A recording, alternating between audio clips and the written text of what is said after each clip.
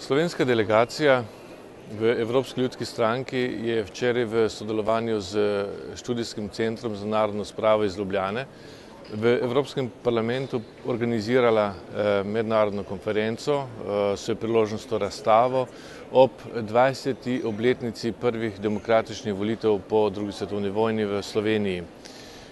Konference se je udeležilo kar nekaj uglednih predavateljev, politikov, tudi znanstvenikov in pa kot poslušalci domala ves slovenski vrh v Bruslju.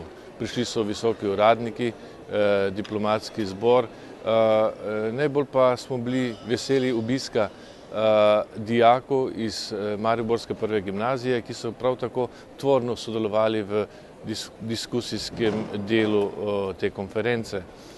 Osrednji govornik na konferenci je bil Lojze Peterle, ki je bil tudi prvi predsednik demokratično izvoljene vlade, ki ga je po zmagi na prvih demokratičnih volitvah oblikovala koalicija Demos. Poleg Peterleta je na konferenci sodeloval tudi nemški poslanec Brok, starosta Evropskega parlamenta, poslanec že od leta 1980 in je poudaril nemški zorni kot prelomnih dogajanj izpred 20 let. Poudaril je pomoč Nemčije in pa Evropske ljudske stranke takrat, ki je sprejemala tudi ustrezne politične resolucije oziroma ustrezne politične akte, ki so dajale osamosvojitvenim in pa demokratizacijskim procesom v srednji in vzhodni Evropi določeno legitimnost in politično podporo, ki je bila takrat izjemno pomembna.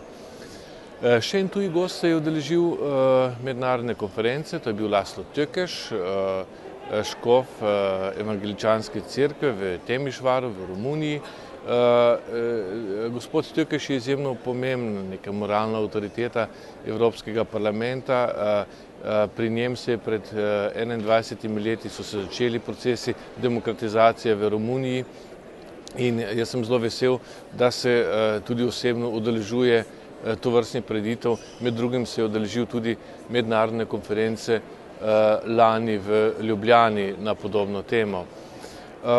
Osrednji strokovni prispevek je imel dr. Janko Prunk, ki je po zgodovinski kronološki poti približal dogajanja izpred 20 let.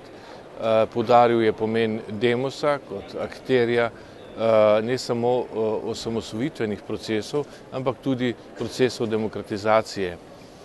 Marta Keršič je predstavila delo Študijskega centra za narodno spravo, na kratko predstavila razstavo, ki so jo na 10 panojih pripravili sodelavci tega centra, in pa vlogo dr. Jožeta Pučnika v teh pomembnih prelomnih političnih procesih. Sam sem poudaril v zaključku konference, da demokratizacija v Sloveniji ni bila izvozni artikel Nemčije, kot radi nekateri poudarijo, ampak je bila dokaj avtentična zadeva. Slovenci smo si sami priborili demokracijo in osamosvojitev v času, ko je Demos postavljal tovrstni program, tudi osamosvojitve, ni bilo v svetu večje politične sile, ki bi podpirala tovrstna prizadevanja Slovenije.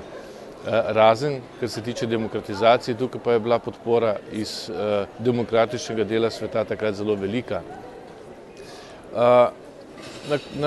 Na koncu konference, ki je bila izjemno uspešna, zelo dobro obiskana, tudi medijsko dobro predstavljena, smo si zastavili cilj ali pa izrazil sem željo, da bi drugo leto ob 20-letnici osamosvojitve Republike Slovenije sodelovali vsi slovenski evropski poslanci in pripravili razstavo ter mednarodno konferenco ob tem dogodku.